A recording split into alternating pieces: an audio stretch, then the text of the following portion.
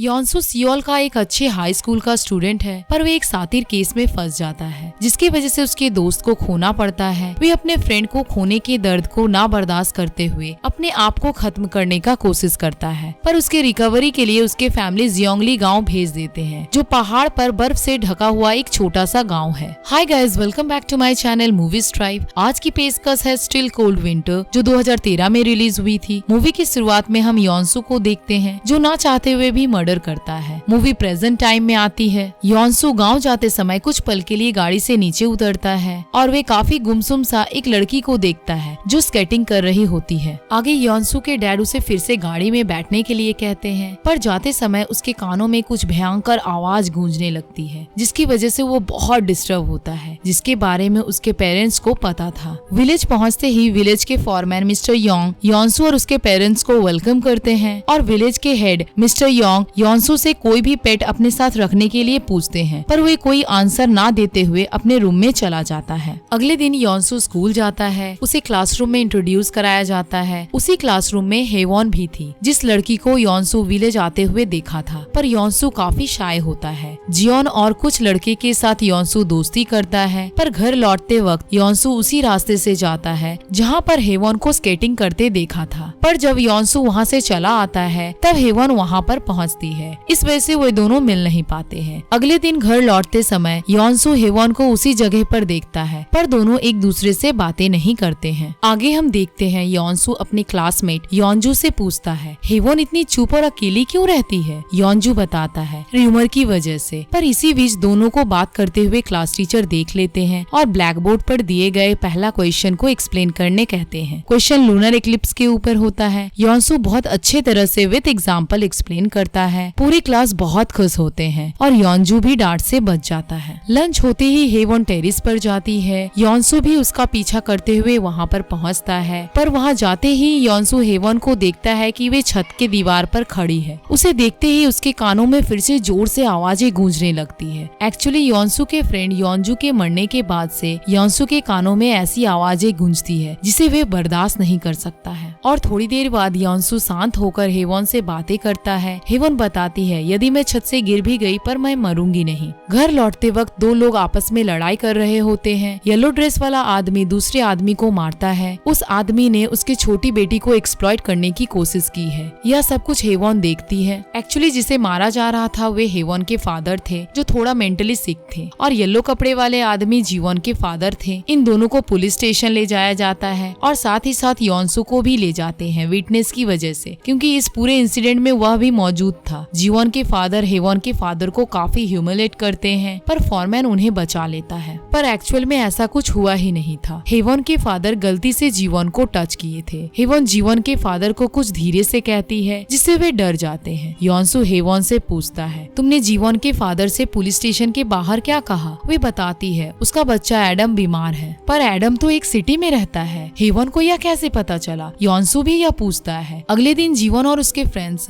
हेवॉन को पकड़ लेते हैं और सेक्सुअली हैरेस करते हैं, पर फॉरमैन उसे बचा लेता है। अगले दिन दोनों स्कूल में मिलते हैं और दोनों रात में स्केटिंग के लिए प्लानिंग करते हैं। रात में स्केटिंग के बाद वे दोनों आपस में अच्छी बातें करते हैं। योनसू हेवॉन को स्केटिंग शूज गिफ्ट करता है। हेवॉन पूछती है, तुम मेरे साथ इतने अच्छी तरह क्यों बिहेव करते हो? दोनों साइकिलिंग करके बातें करके अपनी रात गुजारते हैं। योनसू को साइकिलिंग करना बहुत अच्छा लगता है, पर हेवॉन को स्केटिंग। आगे हम देखते हैं कि पूरे विलेज में हलचल मच जाती है, क्योंकि पिक के वजह से पूरे गांव में वायरस फैल जाता है। इधर हेवॉन के फादर को जीवन के फादर मेंटल हॉस्पिटल ले जाते हैं, पर जाते समय हेवॉन के फादर वॉशरूम के बहाने वहां से भाग जाते हैं। अगले दिन योनजी योनसू से पूछती है, क्या तुम दोनों कल डेट पर थे? योनजी मन ही मन योनसू को पसंद करती है, इसलिए हेवॉन को योनसू से दूर करने के लिए कहती है। क्या तुम्हें पता है हेवॉन के फादर हेवॉन के साथ रेगुलर इंटीमेट होते हैं? यह सब कुछ डॉक्टर ने देखा है। योनसू रात में योनजी की बातें सोचकर बहुत टेंस होता है। उसे नींद भी नहीं आती है। वे उसी रात हेवॉन के घर जाता है और वहाँ जाते ही देखता है कि हेवॉन एक छुरा लेकर अपने फादर के रूम में जा रही है। पर अगले दिन हेवॉन के फादर मारे जाते हैं और उनका एक हाथ भी कटा हुआ होता है। हेवॉन के फादर के डेथ के बाद पूरी गांव बहुत बुरी बातें करते हैं। विलेज फॉरमैन इस केस को सुसाइड केस कहकर डिटेक्टिव से बंद करने के लिए कहते हैं, पर डिटेक्टिव के असिस्टेंट को बाथरूम में ब्लड दिखता है। इधर हेवॉन के फेस में कोई भी रिएक्शन नहीं होती है। वे हमेशा की तरह गुमसुम ही होती है। योनसू भी ये सब कुछ देखता है और शॉक्ड होता है। अगली रात पार्टी चल रही होती है। हेवॉन अपने फादर के फोटो के पास बैठी बहुत उदास होती है, पर सभी कोई पार्टी को एंजॉय करते हुए एक आदमी बोलता है कि अब हेवॉन बड़ी हो गई है, वे कुछ भी कर सकती है, यानी कि प्रोस्टिट्यूट का काम भी। पर इसी बीच फॉरमैन बोलते हैं, हेवॉन तुम्हारी बेटी की उम्र की है, इतनी गंदी बातें कम से कम मत बोलो। योनसू ये सब कुछ सुनता है और वे वहाँ से चला जाता है। और अगले दिन योनसू हेवॉन को अवॉइड करता है, क्योंकि उसे लगता है कि हो ना हो हेवॉन ने ही अपने फादर को मारा है। पर हेवॉन एक्सेप्ट करती है, काश ऐसा होता, मैंने ऐसा कुछ नहीं किया है। हेवॉन मन ही मन योनसू को प्यार करने लगती है। अगली रात हेवॉन योनसू को लेक के पास मिलने के लिए बुलाती है। वे दोनों रात में मिलते हैं। हेवॉन स्केटिंग करती है और अपने पुराने शूज योनसू को देकर उसे स्केटिंग करना सिखाती है, पर योनसू शूज पहनते ही गिर जाता है। हेवॉन अपने फादर के लिए फीलिंग्स को योनसू के साथ शेयर करती है और कहती है कि जैसे मेरे फादर की आवाजें मेरे कानों में गूंजती हैं, मानो कि वे हेल्प के लिए जोर जोर से चिल्ला रहे हैं, जैसे कि पिग जोर जोर से चिल्लाकर हेल्प मांग रहा है। योनसू ये सब बातें सुनकर घबरा जाता है और उसके दिमाग में मर्डर की इंसिडेंट फ्लैशबैक जाती है और बिना जूता पहने हुए योनसू वहाँ से भाग जाता है। अगले दिन योनसू पुलिस स्टेशन जाकर सब कुछ बताता है, पर पुलिस पूछते हैं, क्या तुमने उसे मारते हुए देखा है? पीछे से हेवॉन शूज लेकर आती है और ये सब सुनकर दंग हो जाती है। उसी रात योनसू हेवॉन से खुलकर पूछता है, क्या तुम चाकू लेकर अपने फादर के पास नहीं गई थी? हेवॉन कहती है, हाँ मैं गई थी तो जरूर, पर मैंने उन पर रहम किया है, वे अक्सर मुझे रेपिस्ट कहकर टॉर्चर करते थे। हेवॉन बहुत दुखी होकर कहती है, इस बात को तुम कैसे ट्रस्ट कर सकते हो कि मैं हर रोज अपने फादर के साथ इंटीमेट होती थी? यह सच नहीं है, मैंने किसी का खून नहीं किया है। जैसे तुम्हें पता है कि तुमने अपने फ्रेंड को नहीं मारा है, उसी तरह मैंने भी अपने फादर को नहीं मारा है। इन सब बातों से तो तुम मुझे जिंदा दफन कर रहे हो, जैसे कि पिग को जिंदा दफनाया जा रहा है वायरस के लिए। योनसू को समझ में आ जाता है कि उसकी कोई गलती नहीं है। फिर दोनों आपस में बहुत रोते हैं, एक दूसरे को कंसोल करते हैं और रूम में जाते ही एक दूसरे को प्यार करते हुए इंटीमेट होते हैं। अगले दिन योनसू के कानों में फिर से वही आवाज गूंजती है। मूवी फ्लैशबैक जाती है और हमें पता चलता है कि सियोल में जिस लड़के की डेथ हुई थी वे स्कूल में अच्छे मार्क्स लाता था बिना कोई ट्यूशन पढ़े हुए। पर योनसू उस लड़के के लिए कुछ गलत र्यूमर फैला देता है, जिसके कारण वे लड़का सुसाइड कमिट करता है। वे लड़का कोई और नहीं योनसू का फ्रेंड ही होता है और इसी कारण योनसू के फादर योनसू को एक जोर से थप्पड़ मारते हैं, जो आवाज योनसू के कानों में आज तक गूंजती है। मूवी प्रेजेंट टाइम में आती है। हेवॉन को पुलिस अरेस्ट करते हैं योनसू की रिपोर्ट की वजह से। इधर पुलिस के असिस्टेंट बाथरूम को खुदाई करते हैं, पर बर्फीला जगह होने के कारण ज्यादा खुदाई नहीं कर पाते हैं। आगे हम देखते हैं कि योनसू हेवॉन को काफी मिस करता है और उसे बुरा भी लगता है कि आज हेवॉन जेल में है तो सिर्फ उसी की वजह से। पर इसी बीच योनसू की माँ बताती है कि हेवॉन को जेल से रिहा कर दिया गया है। उसे यह खबर मिलते ही योनसू हेवॉन के घर उससे मिलने चला जाता है, पर हेवॉन वहाँ नहीं होती है। इधर फॉरमैन हेवॉन के साथ जबरदस्ती करता है, क्योंकि वे हेवॉन को हेल्प करता था, जैसे कि उसे खाना देना, कुछ पैसे देना, और इन सब हेल्प के कारण वे उसे फिजिकली हैरेस करता है। आगे हम देखते हैं कि योनसू हेवॉन को लेक के पास भी ढूंढता है, पर वे वहाँ भी नहीं होती है। वे फिर से उसके घर पर आकर ढूंढता है। वे अपने घर में बेहोश होती है। उसे डॉक्टर के पास ले जाते हैं। डॉक्टर चेकअप करके बताते हैं कि हेवॉन प्रेग्नेंट है। कुछ देर बाद हेवॉन को होश आता है। डॉक्टर बताता है कि यह वही लड़की है ना जो अपने फादर के साथ हर रोज इंटीमेट होती है। योनसू को बहुत गुस्सा आता है, क्योंकि उसे पता चल जाता है कि इसी डॉक्टर ने यह गलत र्यूमर फैलाया था। योनसू स्केटिंग के शूज से डॉक्टर को मार देता है, पर उसकी लाश को ठिकाने लगाने के लिए उसे कुछ सामान की जरूरत पड़ती है, जिसे लाने हेवॉन जाती है। पर फॉरमैन उसे देखते ही फिर से उसके साथ जबरदस्ती करता है। योनसू उसे भी मार देता है और यही सीन हम मूवी के स्टार्टिंग सीन में देखते हैं। योनसू किसी का खून कर रहा है। जिस खून को किया गया था वे आदमी कोई और नहीं बल्कि फॉरमैन होता है। बहुत कष्ट से योनसू और हेवॉन दोनों मिलकर डॉक्टर और फॉरमैन के बॉडी को दफना देते हैं, जहाँ पर जिंदा पिग्स को दफनाया गया था, और दोनों छुपते छुपाते सियोल बस से चले जाते हैं। वहाँ पहुंचकर वे दोनों होटल में डिनर करते हैं और वहीं पर टीवी से उन्हें पता चलता है कि जहाँ पर पिग को दफनाया गया था वहाँ से 2 लाश मिली है। वे दोनों डरकर एक टैक्सी लेते हैं। हेवॉन कई बार योनसू से पूछती है, हम कहाँ जा रहे हैं, पर योनसू कोई जवाब नहीं देता है। सफर लंबा होता है। हेवॉन योनसू के कंधे पर सो जाती है। योनसू उसे पूरा सपोर्ट करता है और कुछ देर बाद वे दोनों लेक के पास पहुँचते हैं,